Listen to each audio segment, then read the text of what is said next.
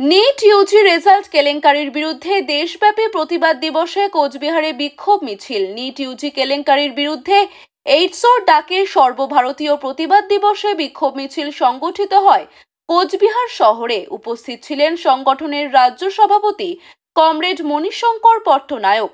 স্থানীয় ক্ষুদিরাম স্কোয়ার থেকে মিছিল শুরু করে কাছারি মোড়, এমজেএন মেডিকেল কলেজের হয়ে শহরের বিভিন্ন গুরুত্বপূর্ণ রাস্তা পরিক্রমা করে ক্ষুদিরাম স্কোয়ারে শেষ হয়।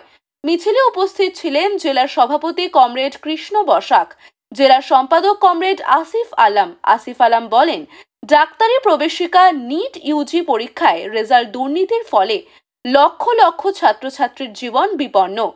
ডাক্তারি প্রবেশিকার মতো এরকম একটা গুরুত্বপূর্ণ পরীক্ষায় এত বড় কেলেঙ্কারি দেশের শুভ বুদ্ধি সম্পন্ন চিন্তাশীল মানুষকে ভাবিয়ে তুলেছে। আমরা ছাত্র সংগঠন এইডসো এই রেজাল্ট দুর্নীতিকে তীব্র ধিক্কার জানাই। আমরা দাবি করছি অবিলম্বে এই রেজাল্ট দুর্নীতির বিচার বিভাগীয় তদন্ত করে অভিযুক্তদের দৃষ্টান্তমূলক শাস্তি দিতে হবে।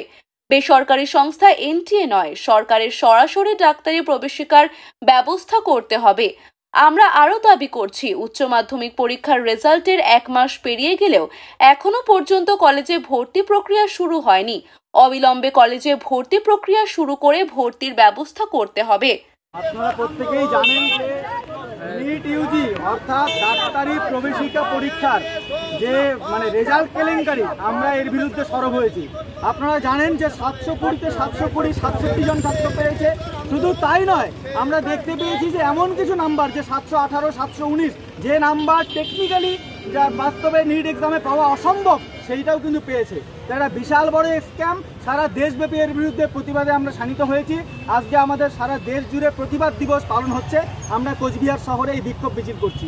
আমরা দাবি করছি যে অবিলম্বে এই নিট ইউজির যে দুর্নীতির সঙ্গে যারা যুক্ত সকলকে দৃষ্টান্তমূলক শাস্তি দিতে হবে এবং এনটিএ নয়, সরকারকে সরাসরি নিট পরীক্ষা বা ডাক্তারির প্রবেশিকার পরীক্ষা নেওয়ার ব্যবস্থা করতে হবে। পাশাপাশি যে জিনিসটা না বললেই নয়, আজকে উচ্চ মাধ্যমিক রেজাল্টের 1 মাস হয়ে গেল, তারপরে আমরা দেখতে পাচ্ছি যে স্নাতকে অর্থাৎ কলেজে ভর্তি হওয়ার এখনো প্রক্রিয়া শুরু করেনি আমাদের রাজ্যের সরকার।